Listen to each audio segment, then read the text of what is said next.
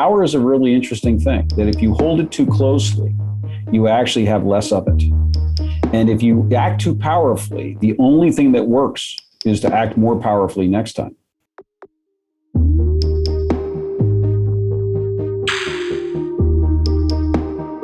So I thought what we'd start with is this idea of your definition of leadership as being a leader is someone who makes people better. Walk me through where that, I imagine it's a very simple thing, but I imagine it took quite a lot of study and experience to come to it. So walk me through your journey to that insight. So you, as you well know, so many definitions of leadership and so many representations of it. But the more time you spend with leaders and you kind of look at the essence of, instead of looking at the kinds of functions that they serve or, the ways that they do things, which we're certainly interested in, but at the base of it is, I've never been around a leader that in their head, at least, if not in their expressions, doesn't have an idea that they want to make people and situations better. And so if you think of leadership as an expression, not a possession, which is really where we started from, and then you move to the idea of, so where does leadership reside? Well, it resides in actions and behaviors and decisions and messages and choices. Then why are you engaging those things? And when you ask that question, you get you're doing them, you're engaging them to make other people better or situations better. And then if you remove the idea of title, authority, power, status away from leadership, which is really the thing that makes it dark to other people and makes it misunderstood. And you say, okay, so who can lead? Well, anytime I'm making people better or making situations better, I'm making a choice to do so, then I'm choosing to lead. And so a very long time ago, I've decided that I just want to subscribe to the definition of the empowering view of leadership as expression in a way that anybody or everybody can do it and does it on an ongoing basis. So that's where it came from. Yeah, no, I like that because it makes it much more accessible as well. I remember when I was working on this book with Chris Bosh, who won 2 championships with Miami, he was talking to me about a conversation he had with one of his coaches. It was high school or college.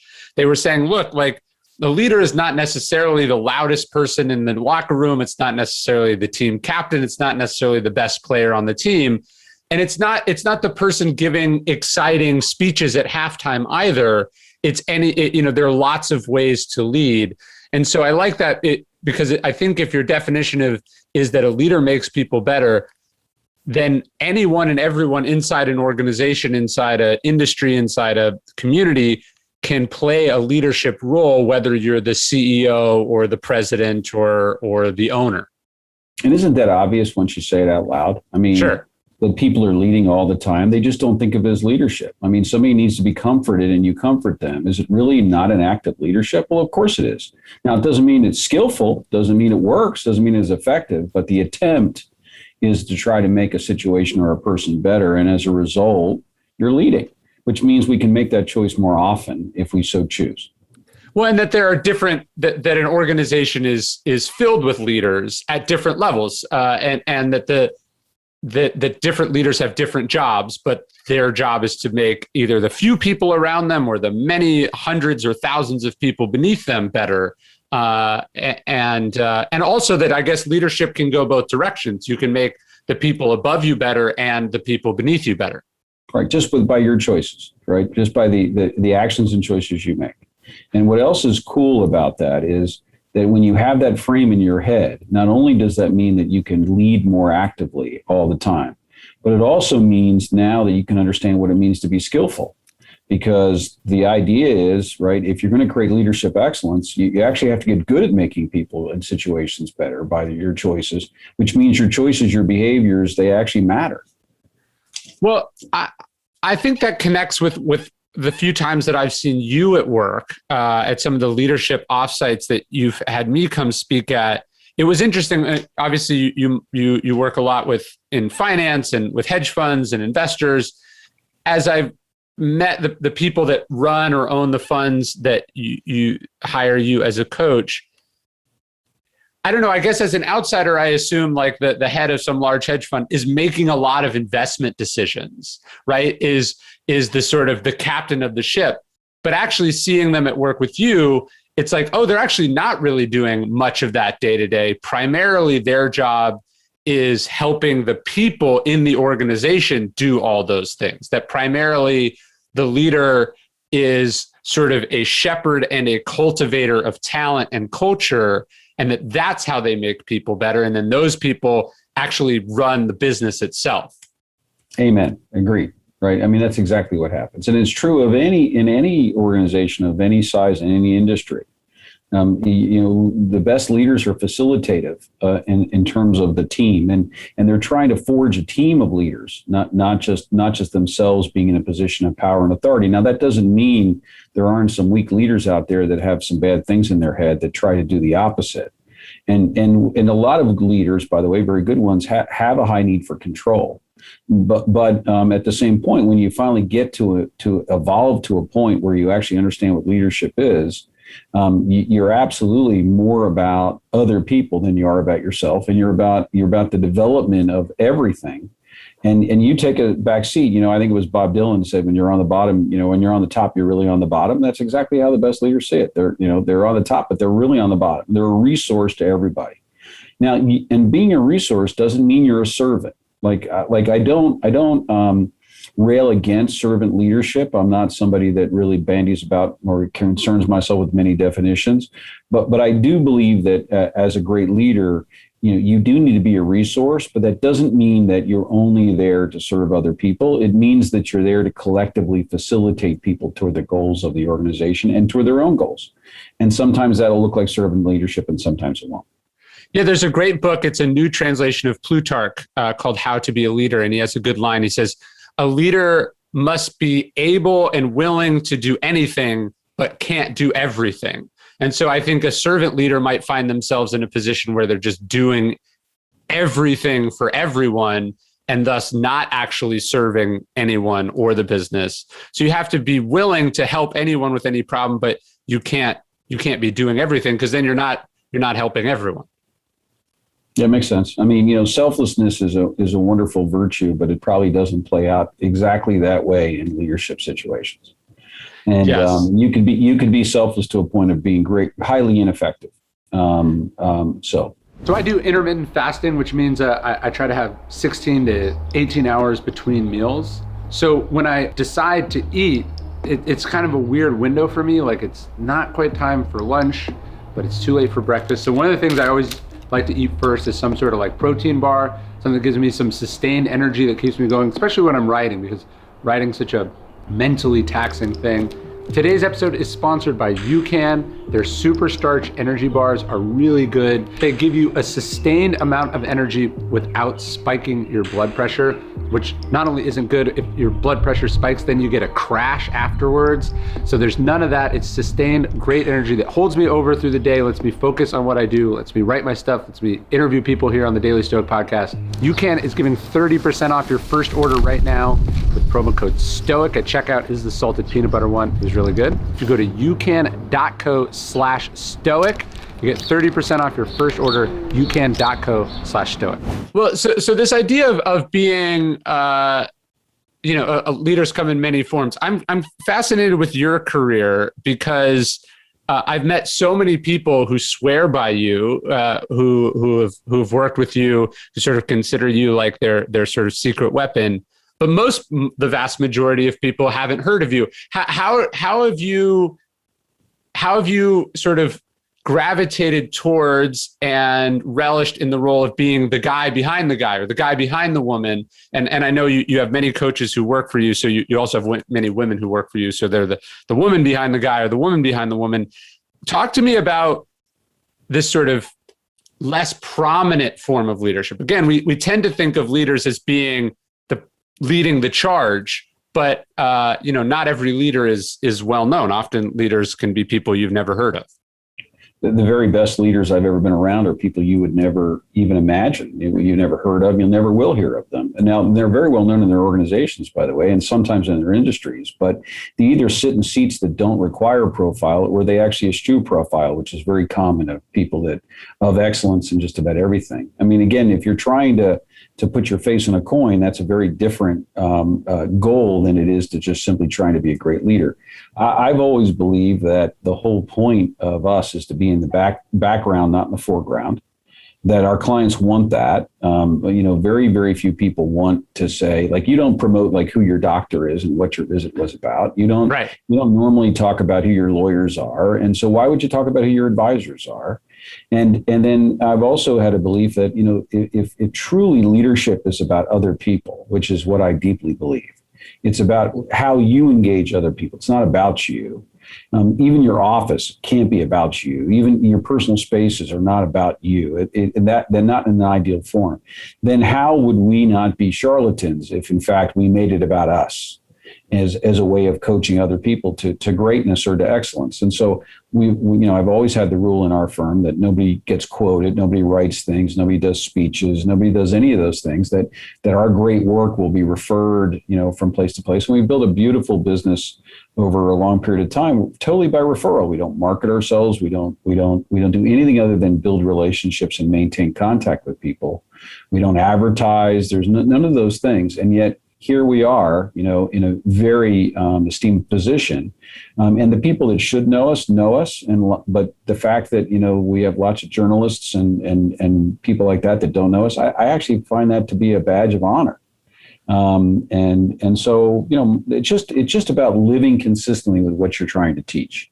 Like I think it was Truman who said you'd be amazed at what you could accomplish if you don't care about credit. And I think, the fact that it's called the Marshall Plan and not the Truman Plan is sort of proof of concept there. But I imagine that because you are okay not getting credit and you don't advertise, it also allows people to hire you and bring you in because they're less threatened by it.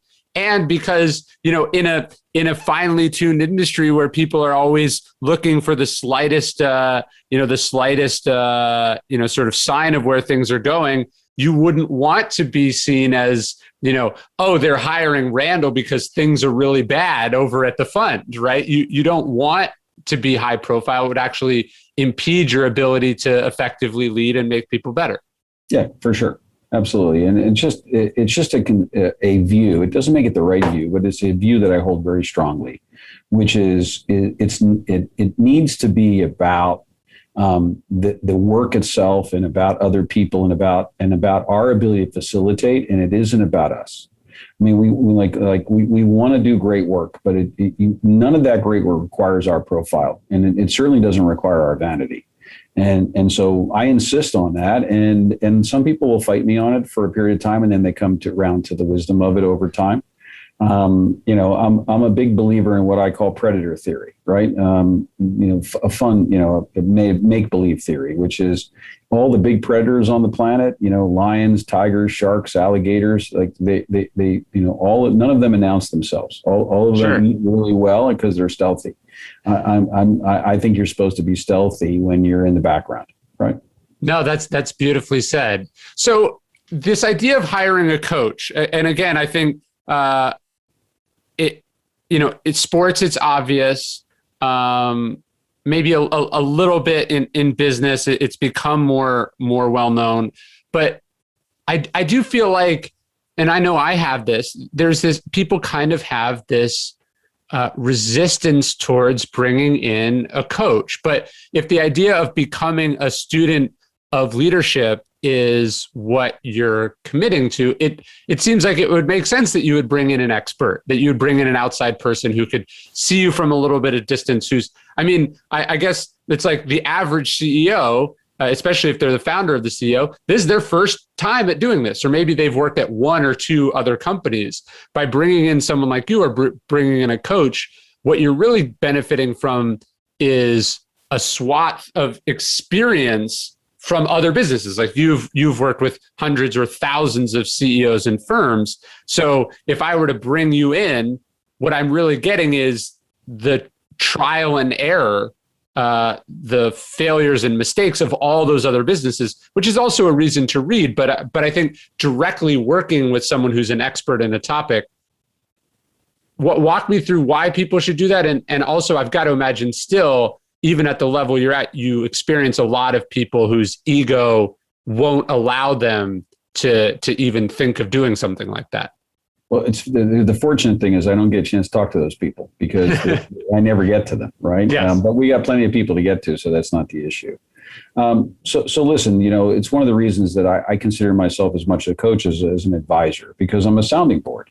Yeah. And so, so I've been lots of places, seen lots of things. I mean, even if at a CEO level, and I coach lots of different CEOs, groom CEOs away from financial services in particular. And even if they've been a CEO 3 times, they have an N of 3. They've had 3 experiences. Well, I've had an N of 500, 600. And so don't you want to hear, like, I've seen that situation 25 times. I know some things that you shouldn't do, some things you might think about doing. I have at least a vested interest in knowing some best practices. And so, and by the way, I'm not going to, it's just a recommendation. It's just right. But why wouldn't you want to engage that? In the video analogy, why don't you want to go to, door 17? Why do you want to be killed and waste all that time through all those, trials and tribulations when I can already take you to door 17, take you right there, right? And we can start the game from there. So smart people go, first of all, every single thing that people are excellent at has sets of routines. Leadership has the same thing. It has a set of routines and behaviors associated with it of true excellence, most of which aren't known. Why wouldn't you want to talk to someone if, in fact, you felt they had some insight into that? And most people are not trained. They're not trained to work with boards. They're not trained to run teams of teams. They're not trained to push a strategic message down an organization. I mean, where do you go for that? And so they want a sounding board. They want advice and best practice. And then they also want some feedback. And they want somebody who's honest, that doesn't work for them in a direct way, that holds up a mirror and says, this is what you're doing. This is who you are. This is what's happening right now. And by the way, the more senior you get in every organization, the more filtered all the truth is that comes to you. And so you need somebody out there telling you the truth, who's willing to say, guess what? You can fire me tomorrow and I'm willing to walk away because I have lots of clients, but I'm going to tell you what you need to hear, and whether you like it or not. I don't want to be unpalatable. I don't want to be offensive, but I'm going to do it. And that's my role. That's the role. And so when you have somebody that's a confidential resource that really knows how to do this stuff, there's nothing like it. There's nothing, there's nothing that equals it any more than, no surgeon can operate on themselves. No leader can really assess themselves and understand everything that's going on without some help. That we're the help, we're the resource. That's all. So I have some scenarios I want to run through with you, but something you just touched on that I've heard you talk about at some of those offsites. Obviously feedback is essential, and we don't get enough unvarnished feedback. But it seems like there's this trend, and I know you have strong thoughts about it, this idea of radical honesty. I've seen you push back on some CEOs who want to go. Either they want to go to radical honesty, or radical candor, either because they're coming at it from a good place, or conversely, they just want an excuse to be an asshole. So walk me through how one gives feedback that is honest and authentic, but isn't rude and offensive, because this is a critical part of leadership. Well, yeah, isn't that the goal, right? Yeah. So do I want candidness? Of course, but let's separate the idea of uncensored honesty for a second. Nobody wants to be around uncensored honesty, because uncensored honesty is insult, right? It's total challenge. It's offensive, and in the worst way. I mean, imagine you woke up to somebody that you're committed to for the rest of your life, and the first thing they did is look at you and went, "Wow, you really look bad, and your breath stinks, and and like what's in your eye, and like I mean, oh my goodness gracious!" Probably, by the way, they're probably thinking those things, but they're smart enough to hold the relationship in enough reverence not to do that stuff. Nobody wants to be around uncensored honesty. But now the next point is we want honesty from people. We want to know what they really think and what their real views are around things that matter to us. And so the question is, how do you express that? And by the way, most of these leaders that say they want radical transparency or, radical candidness and so forth, Yeah, they want it from other people. They want other people to do it. They don't want it themselves. I mean, Sure. they would be very hard taken by any of that candidness. They would sting to the point where they would go, okay, whatever this is, I don't want any of it. So the question then is, how do you produce as much candidness, as much openness, and as much frankness as you possibly can? And it's all about how you carry feedback. And when you study the best leaders, you learn that there's a variety of behaviors and routines by which they carry feedback in a way that doesn't sting and that's very, very honest. And it's about teaching people how to do some of those things. And in the process of that, making them more skillful so that they actually reward honesty and then encourage it and then give it.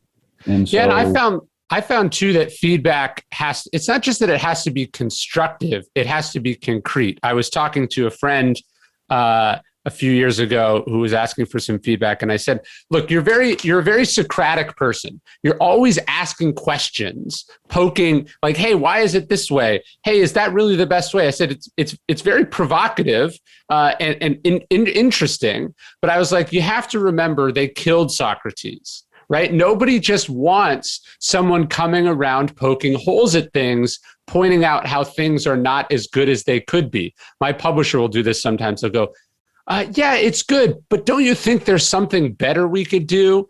And it's like, yeah, sure. If I knew what that was, I'd probably have done it. Right? So I have to imagine that as an advisor and a coach and as a leader, you also have to find this. It's easy to find fault, but how do you find solutions that go along with the fault that you found? That's how you build a productive collaborative relationship as a leader. Absolutely. Fault without solution, by the way, is complaint. Yes. It's not even feedback. It's just a complaint. And by the way, nothing drives me wilder than people that complain but don't have any intention of doing anything about it, right? They just want to complain. Catharsis, like I don't have time for catharsis. I have time to do things about things. But think about this: the very nature of feedback is a direction, and it comes from a place of power. That's why we call it feedback, by the way. Because there's other words we can bandy about, and they have less power associated with them. So, for example, the word advice.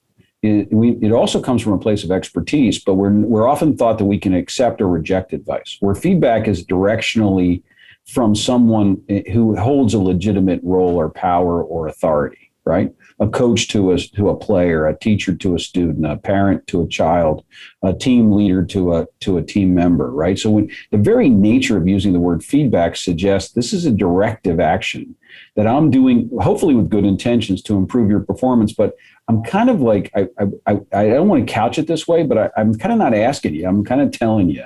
I might even show you, but I'm telling you that directively, this is something you need to do. And it's coming from a place of my experience, expertise, but it's also coming from a place of power. Well, how about if I offer it as advice? How about if I say, hey, this has just been my wise counsel, and this is something I was thinking, and I'd offer you this advice. All of a sudden, people are less reactive to that. Well, let's take it even further, right? Let's just say we're going to offer a suggestion. Not even a recommendation, because a recommendation is more advice. Just a suggestion. I have a suggestion. Notice most people don't go like, oh, well, like that feels terrible. Okay. Right. Now, why do leaders not offer more suggestions? Well, because they want things to happen more quickly. They want things to happen from a directional standpoint of like, I want you to own this.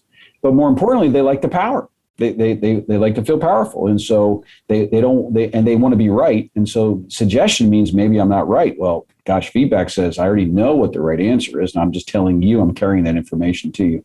So even the very nature of how you couch what you say is either going to create more resistance or more acceptance, just in the very, very descriptor of the words. I mean, then I haven't even told you anything important yet. I'm just saying. So whether I say, hey, I've got some feedback for you, right? By the way, as soon as somebody says that, it's directive. And it's probably bad. The feedback's not, you're doing a great job. Probably. Yeah. Versus I have some advice for you, versus I have a suggestion. And then I can go even further than that. I mean, one of the coolest behaviors that we have found is how the best leaders ask for help as a way of carrying feedback. So instead of saying to you, like, you talk up too much at team meetings, like you dominate team meetings and other people are intimidated as a result. They don't take the risk because they know you're going to take the risks and so forth. So the team meetings aren't going the way they want because of you, right? That's my view. It might be right, might be wrong, but that's my view. I can say, can I give you a little feedback? right? And, like you need. This is you as Randall, I can give advisor. you or the leader, right? I can give you a little feedback. Let me give you some feedback that you're talking up too much, and this is what you need to do differently, in the future. Or I can say, can I give you a little advice? Or I can say, can I make a suggestion that when you do this, this is what happens. And so my suggestion is you do a little less of that.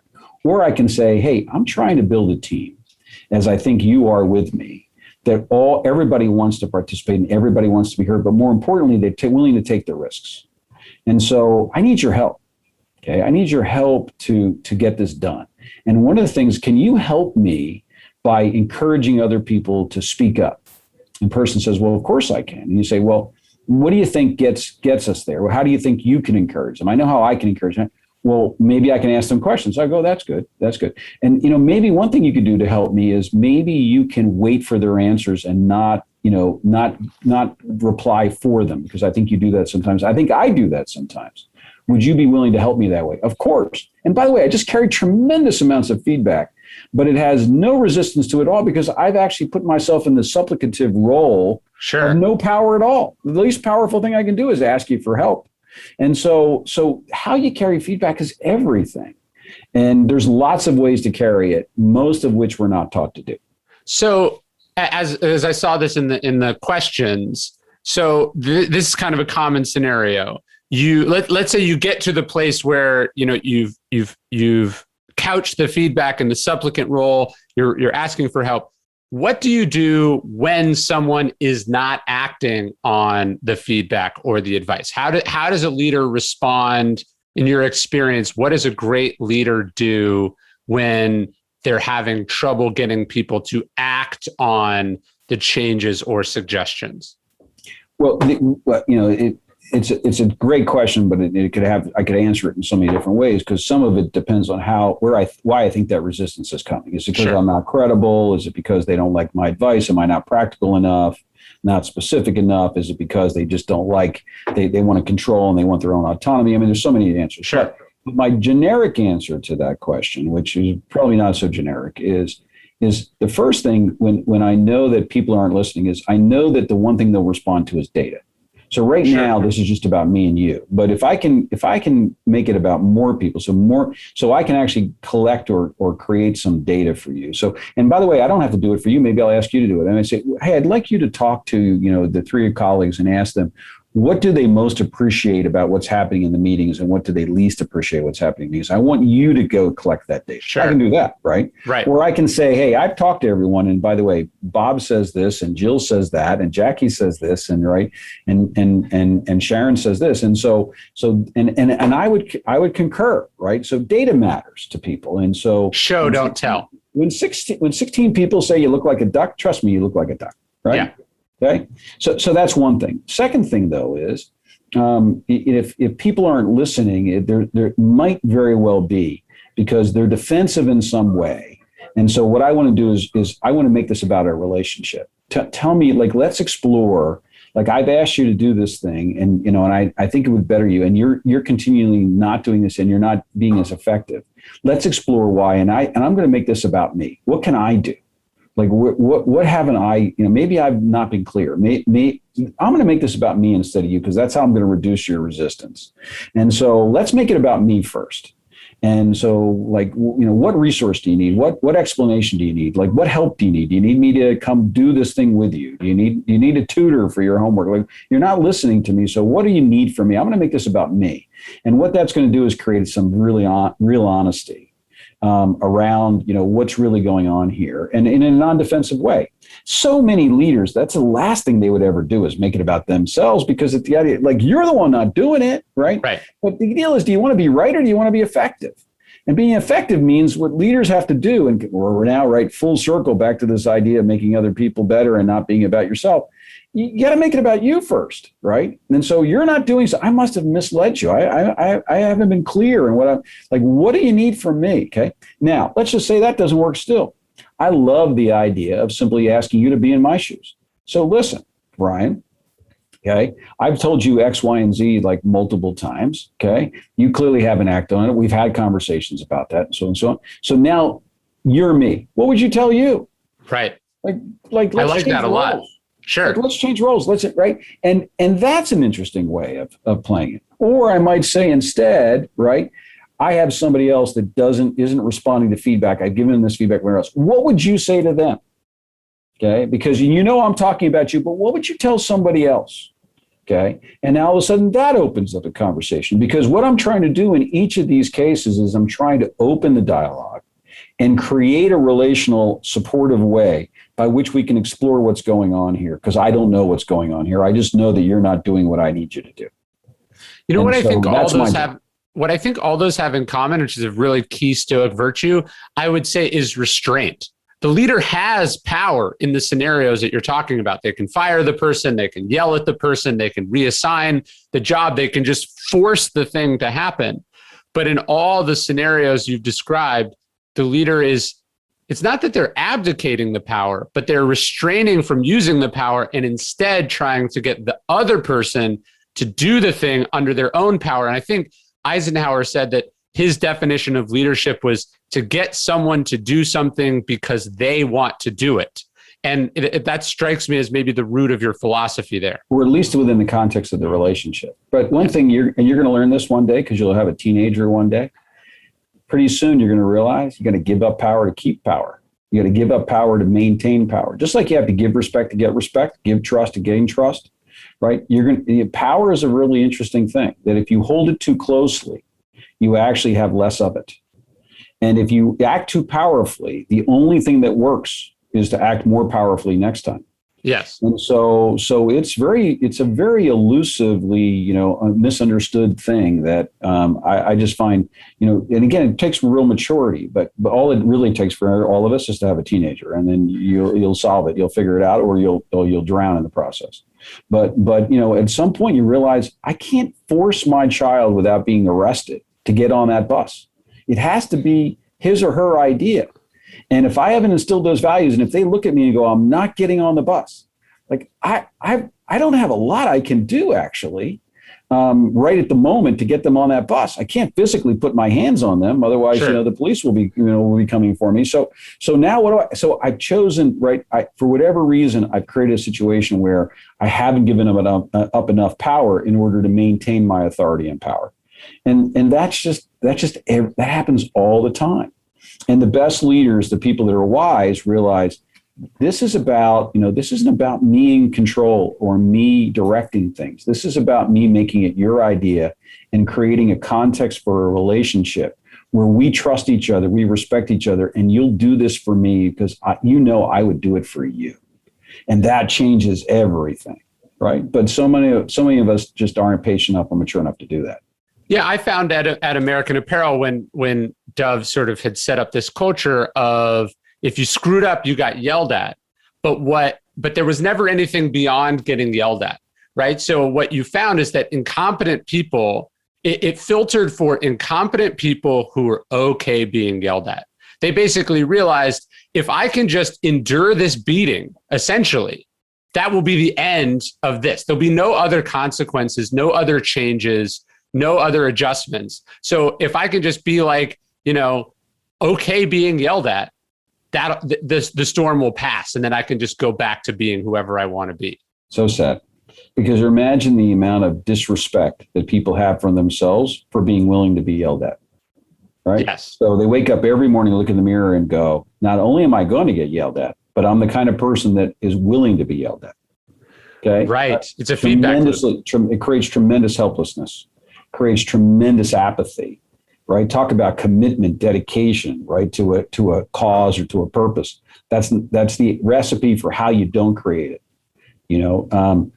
So again, there's so much stuff for you and I to talk about, but that's just so fascinating because so many leaders move to the expedient and what seems like to be the most effective thing to do, like coercion, like punishment, like threat. I mean, it's such a simple thing to do. And by the way, the reason it's so seductive is because it works. But the problem is that, by the way, once you move that way, you've now destroyed the relationship and have hurt and harmed the trust enough where the only thing that will work is more coercion. Right. And so now you're stuck. You're in a cycle. And here's what we know, not me personally, but in the literature, if you're going to be a coercive leader, you're going to threaten and yell at people, whatever your version of coercion is, you got to be physically present. Otherwise, they thumb their nose at you. Right. So if you're going to be a parent that's coercive, you got to be in the house, because the moment you go on vacation, these kids are going to destroy things, right? They don't hold the values at all because they're just trying not to get the punishment. Same thing's true in organizations. If you're not physically in the office, people are going to do everything in their power to exert their own control and autonomy and prove to people that you don't control them because you're not there to yell at them. So they will do terrible things.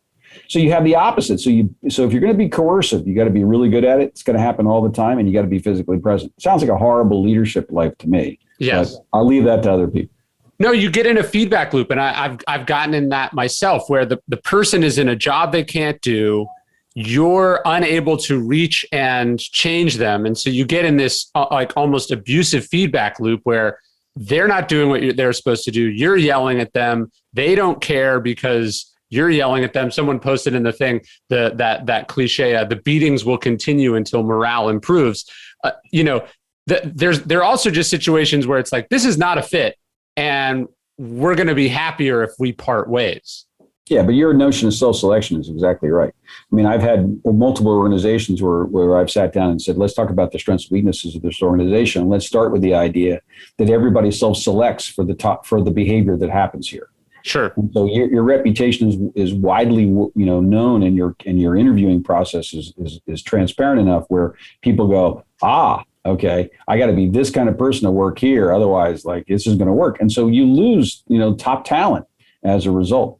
Yeah, but people are blind to that for the most part. So you talked about this idea of giving up power to keep power. One of the ways I've seen you do this, you've talked about it. Maybe it doesn't seem like giving up power, but it is I think so often people think the leader is in charge. It's all about the leader. The leader's the main person. That's who we're all behind.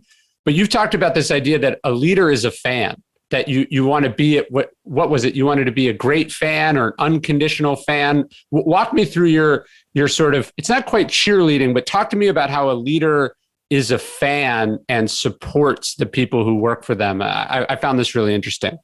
So that's really the magic or the foundation of inspiration and motivation, right? I mean, people get inspired or motivated by lots of things, but the one thing that everyone wants more than anything else is the people that they respect and admired rooting for them, cheering for them, clapping for them, right? Wanting them to succeed.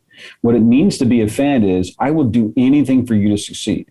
But I'm going to be honest with you. I'm going to hold you accountable. Our relationship has nothing to do with your performance, but I am here to help you succeed, and I want you to succeed, and I'm going to do everything in my power to do so. I'm not going to put up hurdles. I'm not going to, create a gauntlet for you. I am going to simply root for you, and I'm going to demonstrate. Me saying I'm your fan means nothing, but I'm going to demonstrate to you that I am in your corner, and I am trying my best to help you succeed in every way you want to succeed. And when you have that in your corner, it's wind at your back, and you'll do anything for people that are great fans of yours. And we all want parents and coaches and teachers that are great fans, and many of them aren't. Unfortunately, they just don't have that in their head.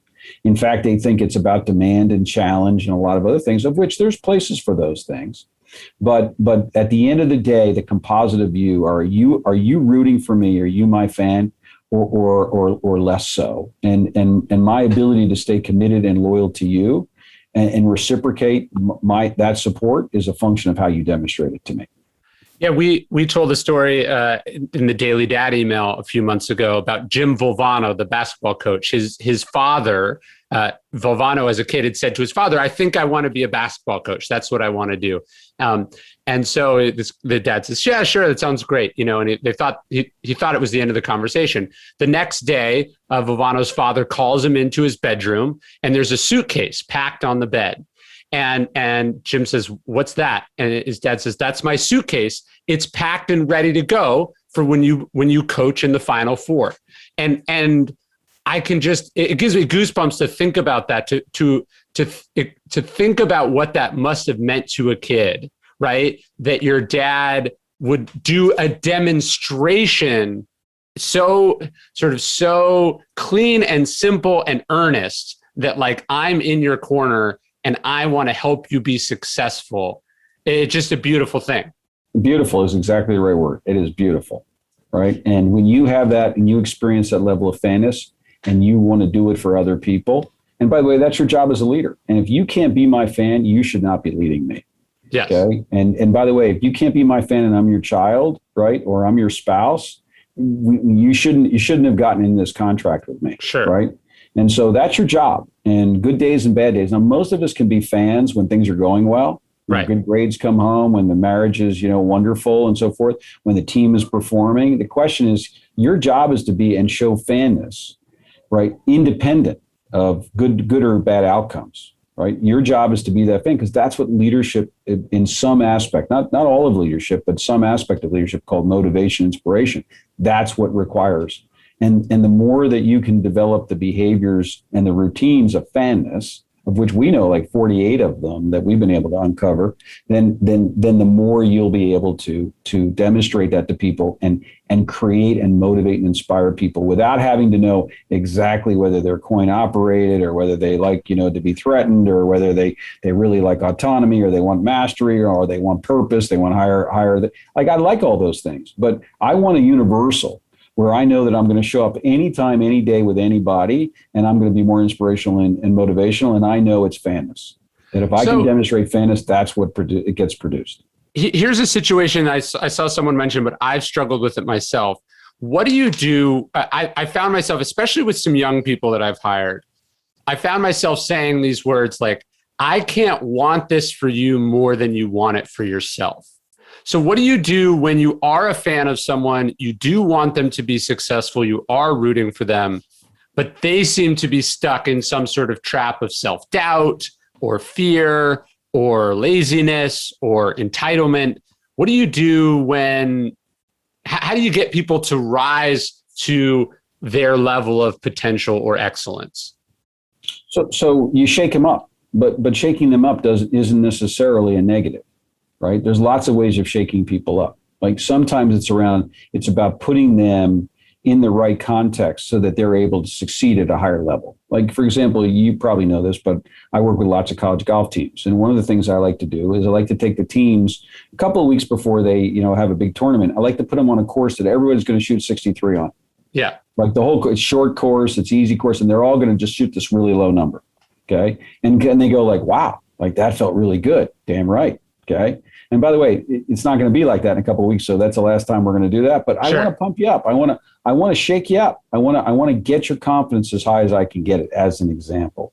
Or it might be that I just need to put you in a situation where you can demonstrate your skills, and your skills will be more rewarded, not just by me, but by other people. You'll be able to compete in a different way. Or I mean, there's so many ways that I would probably try to shake somebody up. It would depend on that context.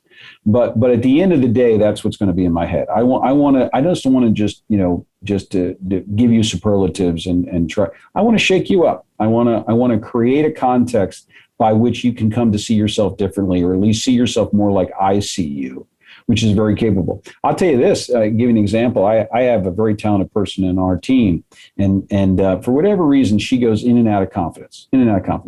And, I've tried lots of different things. Well, I had a very honest conversation with her about 2 or 3 weeks ago.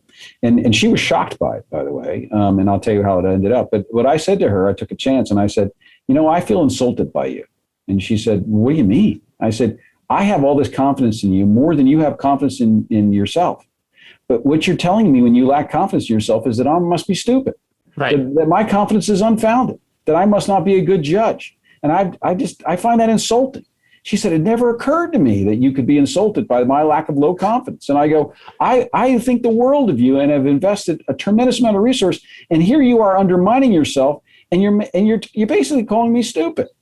And she said, seriously? And I said, not completely, but mostly. Yeah. And I said, you got to stop it. And believe it or not, that was the thing that shook her up.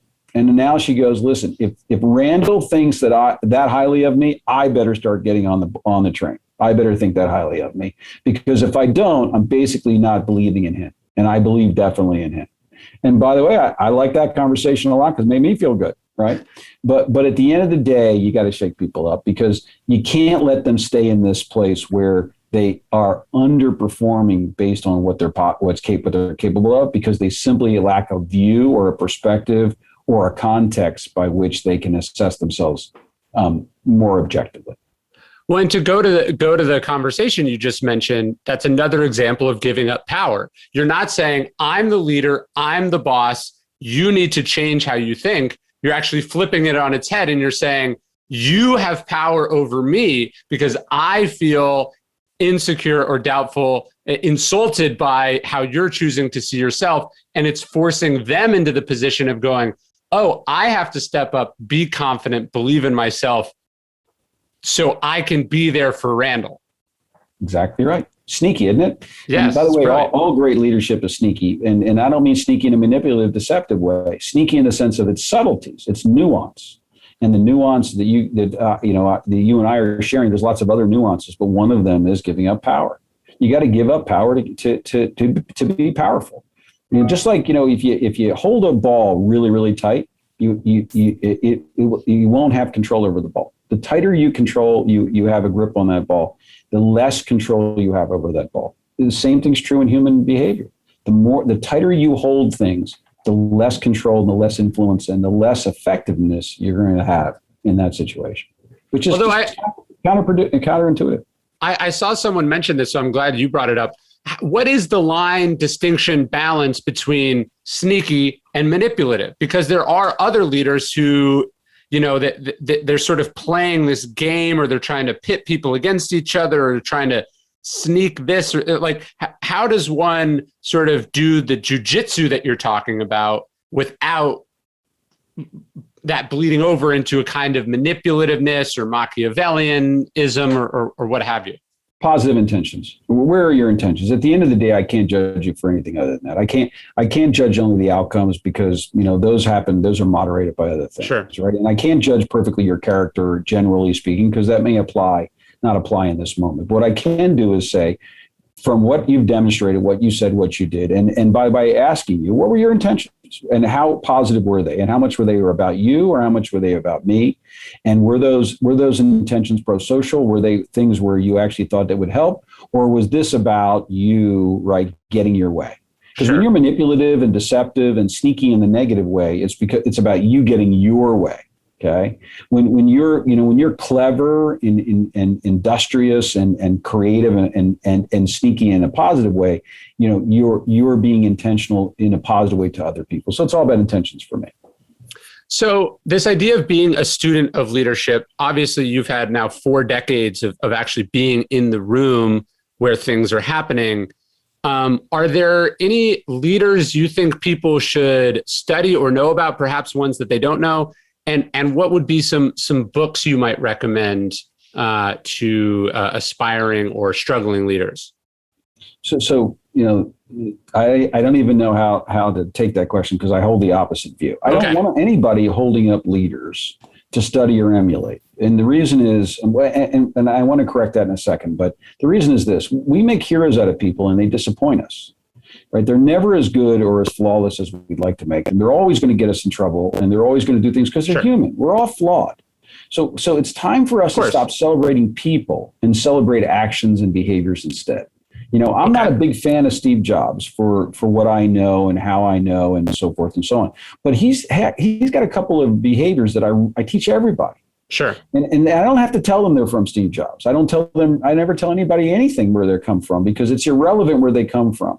We should hold up the actions of great leaders, the judgments of great leaders. So let me tell you this. For example, imagine that we started a dialogue together, and it's something where we expect that, we haven't found common ground before. This is going to be a difficult conversation, sure. and the like. But I want to have an open, honest conversation. And imagine I say to you, okay, I want to commit to you right now that I acknowledge that I could be entirely wrong about how I see things. I just want to start there. And I'd love for you to reciprocate. I'm not going to require it, but I want to start with this place that says, I acknowledge that I might be totally wrong, and I'm doing so publicly in front of you or in front of this team. Okay. Now let's have a conversation from there. What impact do you think that has on the openness or the transparency of that conversation? I think it has a lot. It's very disarming. I think it's a very wonderful thing to do, especially in high conflict situations where people are more likely to dig in and be big advocates for what they believe and don't believe there's anybody else. But when you start there, again, about you, right? Well, guess what? You know where I learned that from? one of the few things I learned from Abraham Lincoln. But I don't call it the Lincoln thing, right? And I don't hold up Lincoln because, by the way, Lincoln's son hated him so much, he chose to end the generation, right? The Lincoln died with his son because he hated his father so much because he was ignored as a kid and chose never to have offspring on purpose. Not a flawless leader. I'm sure glad Lincoln existed, though, by the way, and I'm sure glad he was what he was. Probably Mary Dodd probably wouldn't agree with our general view of Abraham Lincoln. But there's things we can learn from people. It's time to celebrate actions, the behaviors, instead of people. People are always going to disappoint us. They're flawed. Right? They're always going to get us in trouble. Somebody can have integrity for 55 straight years and lose it one morning. Okay. And by doing the wrong thing and engaging in the wrong action, I can't stop that. But what I can do is stop worshiping them. And I can start holding up their behaviors and say, here's something I can learn and apply for the rest of my life. And it doesn't matter it came from Abraham Lincoln or Steve Jobs or whoever it came from. Okay. As an example. What are some books then that you might recommend that have good leadership behaviors in them? I do like this distinction. It's well said. There's actually a book I love. I have it up here called Lincoln's Virtues. Yeah, it's less about Lincoln and more about the idea of basically the premise of the book, as I recall it, is Lincoln was not a saint. Lincoln was a politician. So how did Lincoln get things done as a politician? That's something we can learn from him. So are there some books you commonly give to the leaders that you work with? There aren't. I mean, it just depends on the context. There are things that I like at given moments of time. Like I'm a big fan right now. I've never met her. Katie Milkman wrote that book recently called How We Change. It's a great book, right? All around personal habits. I like it as good as I've liked just about anything else lately, right? And so if you show me and you say, of the last, like 6 months, what's something that I think is worth reading? There are things worth reading. I like Reed Hastings, the Netflix book, New Rules. I think it's got some really interesting stuff in it. I like his metaphor of talent density in there and some things. But there's no one particular book that I say to everybody, you need to read this. Okay. Now, if you told me it was only one thing, right, that I had to read. And so there's an old book called Management of the Absurd that I just happen to be very fond of. And it's from 1996. It's hard to find now and so forth. But basically what the author of The Management of Absurd does is he basically takes concepts like problems and dilemmas and says, what's the difference? And he does that, what's the difference between this and this? And he makes some really interesting points and he kind of shakes you up, right? And he kind of gives you a different point of view really, really fast in a very, very thin book. I love that book. I used to give it to everybody. I don't give it to anybody now because I can't get it. But you can find it on ABE books and things like that. But and maybe they brought it back out since now that I'm saying this, I have no idea if it's been republished or not. But I am not a big fan of like this. You got to read this. I'm a big fan of reading programs. Give me a topic and I'll give you some seminal things that I think are not the everyday stuff to read. But there's just no one book. I'm a big fan of. There was a guy named Sample who wrote a book in 2002. He was the president of USC called The Contrarian's Guide to Leadership. And, you'll smile because it's contrarian. I'm contrarian. But he writes a chapter in there on thinking gray. I have lots of people read that. I love that chapter on thinking gray because way too many leaders don't think gray enough. But there's not one thing, Ryan. If you told me, like, what about this topic or that topic, then I'd give you books, but nothing that I give everybody. Well, I do feel like that's what a great coach does. A great coach doesn't say, hey, read this general book. A coach says, on page 22 of this book published in 1940 is an insight that might unlock something for you about this very specific problem that you have. Right. Exactly right. Yep. So as we wrap up, one thing I wanted to talk to you about, and I think I mentioned it before, but when I came out and visited you, I have no conception of time anymore. It could have been 5 years ago. It could have been exactly 2 days before the pandemic started. But I remember I went for a run. This was like February in Pennsylvania. It was very cold. I went for a run and I ended up in Pennsylvania. Am I pronouncing that right? Yep. Mm-hmm. And I came across this little Revolutionary War cemetery, and it just snowed, so everything was dusted in snow. and almost all the graves were old and decayed. You couldn't read them. And there was one, it dated to, I think, 1805. And this is the inscription. I thought I'd read it to you because to me, it's the epitaph that a leader should aspire to. It's verses on, this is for a woman named Margareta Werkheiser. And it says, verses on tombstones are but idly spent. The living character is the monument. Cool. And isn't that what we're aspiring to do as a leader? It's not to, leaders think about their legacy or they think about, generational wealth but really, if we go back to this idea of leaders make people better, the real monument you leave behind, as Jackie Robinson said, is the impact that we have on other people's lives, on our children, on our family, and on the people who decide to join us on whatever journey that we're on. I mean, listen, I've interviewed lots of leaders at the end of their lives, and everybody says the same thing. It's all about who you matter to. And yes. That's the recipe for success, right? But if I would add to your commentary, which I think is a great one, to me, this whole idea of success and being a successful leader and legacy and everything else, it's so outcome oriented. Right. Where when I study the best leaders in the world, and something that I've learned to aspire to myself, and through them, I didn't conceive of this, but this idea of, instead of trying to succeed, working really hard to deserve to succeed. Because when you deserve to succeed, trust me, it'll happen. The square will take care of itself. The victories will come. Whatever the success is will happen. But most of us don't work hard enough on us to deserve to succeed. Well, do you really deserve it? And that's all about you. It's all about your character. It's about your behaviors. It's about the choices you make. Do you deserve to succeed? And I think that's wholly what I believe in terms of that kind of a larger epitaph of what's life about. I think it's about trying to deserve success, not necessarily attain it. There's a story I'm going to tell in the book that I'm writing now. Do you know who Admiral Rickover was? He basically invented the nuclear navy, one of the great unsung leaders of the 20th century. Yeah, we've studied him. Yeah, so he would we talked about culture as well. He would personally interview every person that was hired to work on a nuclear submarine. And he interviewed Jimmy Carter as a young man, right when Jimmy Carter had just come out of the Naval Academy. And he's interviewing Carter, and Carter's bragging about his grades and his performance and the assignments and all of that. And Rickover looks at him and he says, "But did you always do your best?" And Carter thinks about it and says, "No, I don't think I always did my best." And Rickover gets up and says, "Why not?" And then walks out of the room.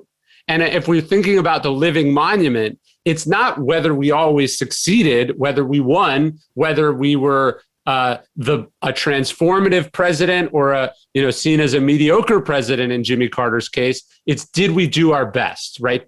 Did we deserve success, as you were saying? That's what leadership is. Absolutely. And so many great leaders have that view, and they say it in different ways, right?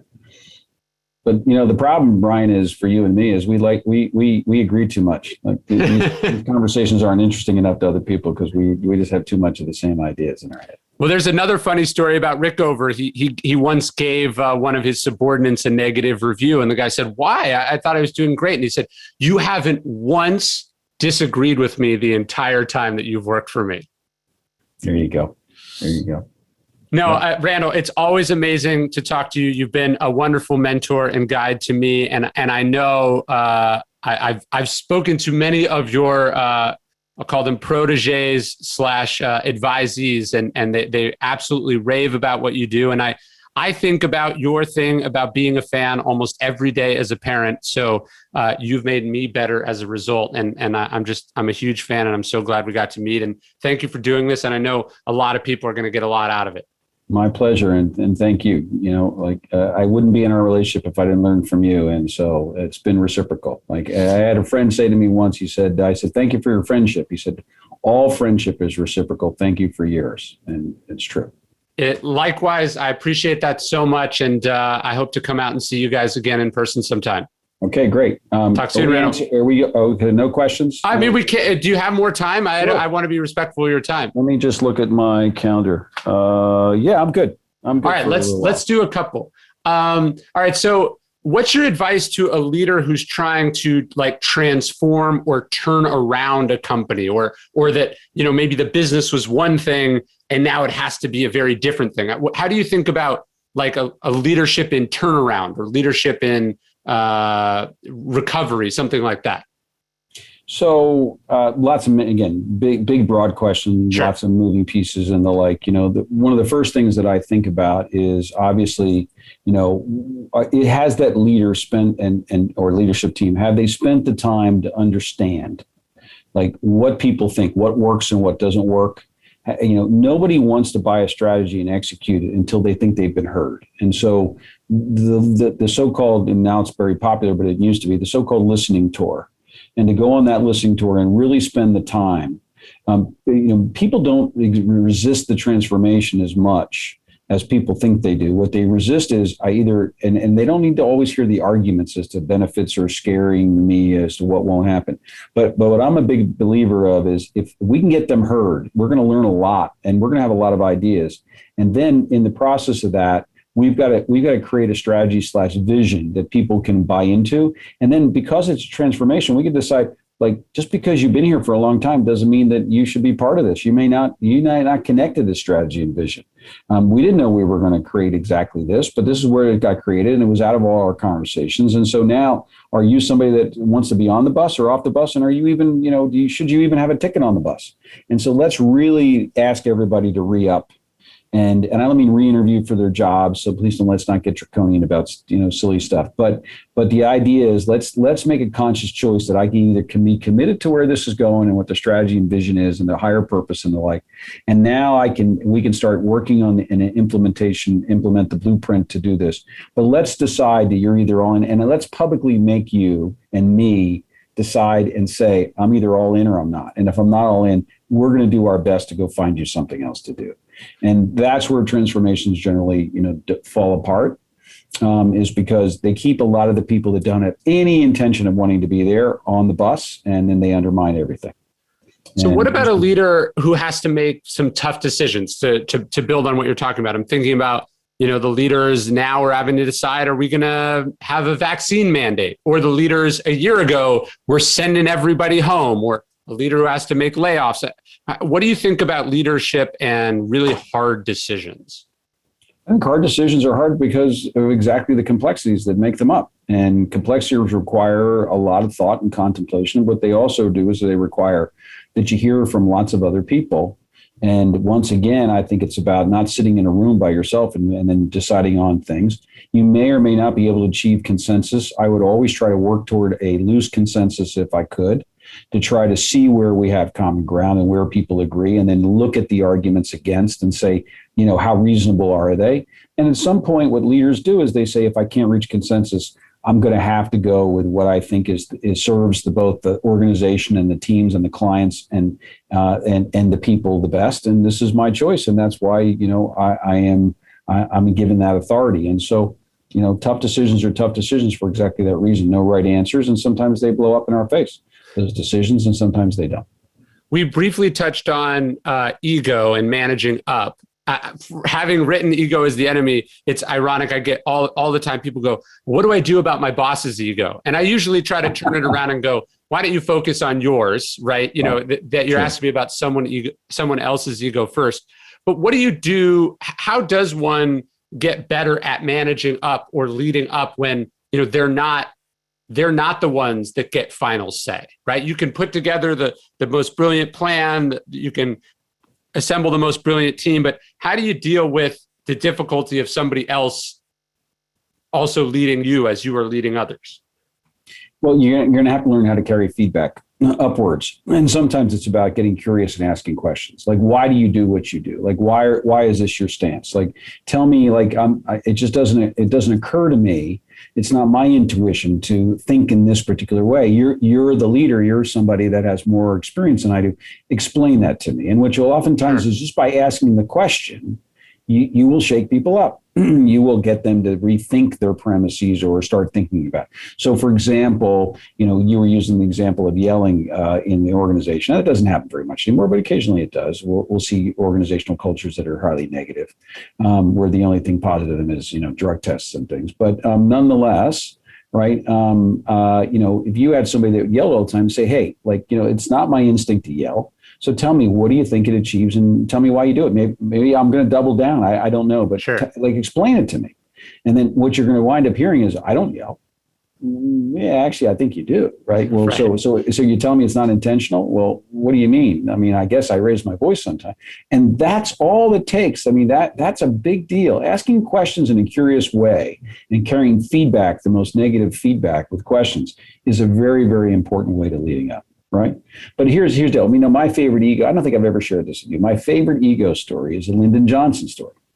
So Johnson's coming out of the White House. He's coming in. It's a true story because it's written by a Secret Service person who wrote this. And he's coming out of the White House, talking to reporters through the Rose Garden, walking to a helicopter. There's two helicopters on two different pads. They had just met with some dignitaries, and they were going to take those dignitaries someplace else within one helicopter.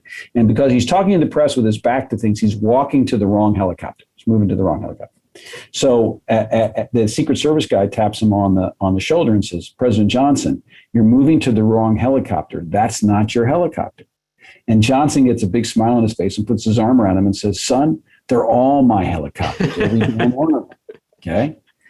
This idea of ownership is the biggest problem that I face when we come to ego in organizations. Great leaders are stewards. They're stewards of their kids. They're stewards of their marriages. They're stewards of their teams. They're stewards of their organizations. We don't own anything, okay? And the moment you have that in your mentality, it really is a problem. So here's my point. The reason I bring that up is not just tell you a fun story that I like. It's that when you ask me, how do I influence the person upward? Part of it is to say, right, okay, we don't own this. We're stewards of this. So tell me, show me, and you don't have to say it this way, how are we maintaining this over time? What's the long strategy here? How are we retaining people through these actions? What's the stewardship here? And explain to me how it is you and I are acting like stewards. And again, don't say it directly that way. But when you ask that question, again, you will shake people up because you now remind them of what their true role is. And when you remind people that they're stewards instead of owners, they act out entirely differently. I love that. I was just thinking about that as a business decision on something that I own. Like, I was thinking about the profits that are coming in, the revenue that's coming in, and thinking about what is my obligation not as the owner of the business, but as the steward of the business. What is my obligation to invest that? Is it advertising might grow it, but is that the best, most honorable use of the funds? Might it be better to do X, Y, and Z instead? And I just wrote this down. Am I being a good steward? I think is a question leaders should ask themselves. Absolutely. And you can ask that of your leader without doing it directly. You can say, how is this? Because almost all long-term, right, what's best for the business, anything that isn't about you in the center of it is moving towards stewardship, right? But it's the idea intentionally. My goal and my job is to actually shepherd, right, where this goes and to keep it alive and to maintain the highest effectiveness and efficiency and efficacy that we can. That's stewardship. When you start owning stuff, which people do so quickly, they own their kids, they own their marriage, they own their houses, they own everything. They're not stewards of things. And as a result, they operate very differently as leaders. So last question, because it pertains to that, and I saw some people mention it, and I know it's come up. I've seen you talk to different leaders about it. There's that expression, and excuse the gendered nature of it, but it only works this way if you rhyme, because it rhymes. Happy wife, happy life, right? How do you think about leadership and their personal life, applying being a leader at home, applying having a balanced, happy home so that you're not bringing your garbage to the office and you're not bringing your garbage from the office home? So there's three things in there that I'm going to unpack. So this is going to be a long answer, but I think I love it. Right. So the first thing is your job as a leader is to make really fast transitions. By that is you play many different roles in many different places. Your job is not to carry the last conversation. So forget about, how happy things are. your job is not to carry the last conversation to this conversation. If you're going to be entirely attentive to me, it's about our conversation. So even during the workday, you just had a conversation. We just did this conversation. Sure. You can't let that influence what's going to happen next by mood, by focus, by lack of focus, or everything else. Your job is to make fast transitions. Sure. And so you've got to, if that means you need to settle yourself and sit out in your car for a couple of minutes before you walk in the house so you can now be dad, then that's what you need to do. Sure. But your job is not to walk into that house and carry with you forward anything that came from before. And that's about conversation. It isn't about happy. It isn't about, disappointment. It's about conversation. And because all of those things reside in conversation. So your job is to make transitions, fast ones, from conversation to conversation, and carry them forward, right? So that's my first piece. My second answer, or kind of like, engagement around that idea of happy is, listen, this happens to me all the time. I'll study somebody and they'll say, I'm really good at relationships. I go, really? Tell me about that. And they go, I'm really good with my friends, have a great marriage, not so good with my colleagues, not good with my leader, okay with my clients. What I know is they suck everywhere. They just don't know. Okay? Because you can't be good really good in one spot. You've never met anyone that wakes up and, who's fast and then wakes up slow. You never met anyone that's like really smart and then one day they're stupid, right? Excellence doesn't turn itself on or off. It just doesn't. And so the question really is when people tell me like, they need a certain context, that I have to be happy here to be happy here. My response is like, okay, it sounds to me like you're not happy anywhere. So let's figure it all out, because it isn't a segue between this and that. Sure. You're not achieving, you're not hitting on all cylinders every place. So let's figure that out, right? Because you're overestimating yourself, which we all do. Okay. That you're thinking it's more about X than it is Y. It's both of those things, right? They're happening. You can't turn excellence on and off. Right. My third answer to that is this idea of work-life balance has created such a horrible metaphor in 2021. It wasn't a horrible metaphor in 1960, by the way, but because we asked for different commitments, there was different engagement, there was an entirely different way of organizing ourselves and the like. But in 2021, there is no work-life balance. It's an integrated whole. Right?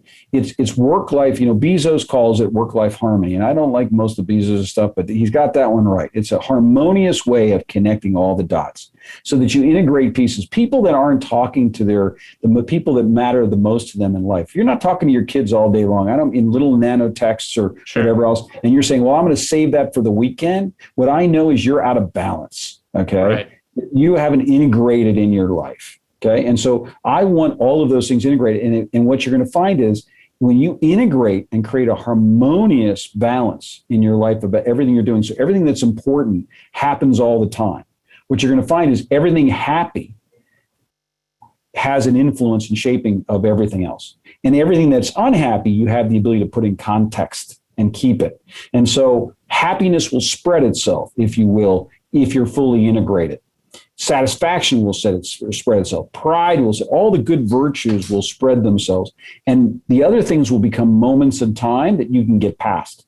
So to me, it's all about integrating and creating a whole rather than separating things out. When we subordinate and separate things out, we get ourselves in trouble as leaders. When I say I'll worry about the relationship and how people see me later, I got to get the task done. I'm going to subordinate that to later. Later is one of the biggest dangers that we all face. Everything can be done later. I can procrastinate and do it later. I can talk about my relationships later. I can push this off for the weekend. We're going to have really quality time this weekend, Ryan, by the way. Okay. And what I'm doing is I'm basically not integrating the whole. And as a result, I'm being less effective as I should be as a leader. And I'm making everybody around me less effective as a result.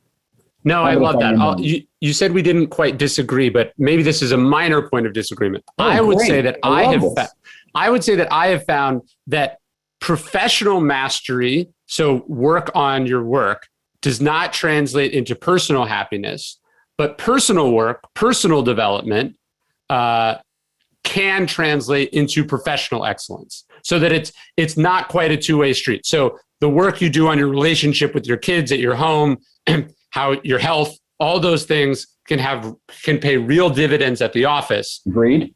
You can work 50 hours a week, and that's not a lot. You can work all the time at the office and build a great, workplace culture. That doesn't immediately translate to home the same way that the You're right. We does. disagree because you used apples and oranges. You went from a place of saying, I've got, this family and you use a couple of descriptors. I've lost them already. And then you went to say 50 hours and right. What I want you to bring from that work is excitement and pride, right? And satisfaction of result and those things, right? So when your kids ask you, why are you going? Why are you leaving every morning? Like, why are you going away? And you don't say, because I need to work, right? What you say is, I have this tremendous need to teach and engage other people. And I hope to share that with you. And I can't wait to do it. And then I can't wait to come back with you because we're going to have this, right? There's so many things that you should, if you're doing it correctly, that you should be bringing back from work that should instill in your family and personal relationships in a way that betters them. We just don't think of them that way because we don't compare apples and apples. That's true. I guess I would just say there's lots of champions and billionaires and well-respected artists, etc., who are very good at what they do, but are shitty at home. Agreed. I would argue there's a lot fewer people who have wonderful, happy, actualized home lives who are not good at the office. Or whatever their profession. I agree with 100% with that. But here's what I'll tell you. Of those musicians and artists and everybody else you described that are really good at what they do, but are shitty at home, I'm going to bet, right, that if I went in there and you and I went and looked at them, they're shitty with the other people that they work with too. And they could be better at what they do. It's all about, and it would make them better. It's all about relationships. But their talents are so significant that they're able to succeed despite themselves. Yes. And that happens all the time. Yes. No, to me, that's the point about ego too. It's not that people with egos are never successful. It's that egotistical people could have been more successful if they could have gotten out of their own way. Oh, 100%. Wow. We ended on agreement. We ended on agreement. Randall, thank you so much. This was amazing. I appreciate it, everyone. Great talking with you. Good luck with all of this, and we'll talk soon. We will. All right. Talk soon. Thank you. Bye-bye. Bye.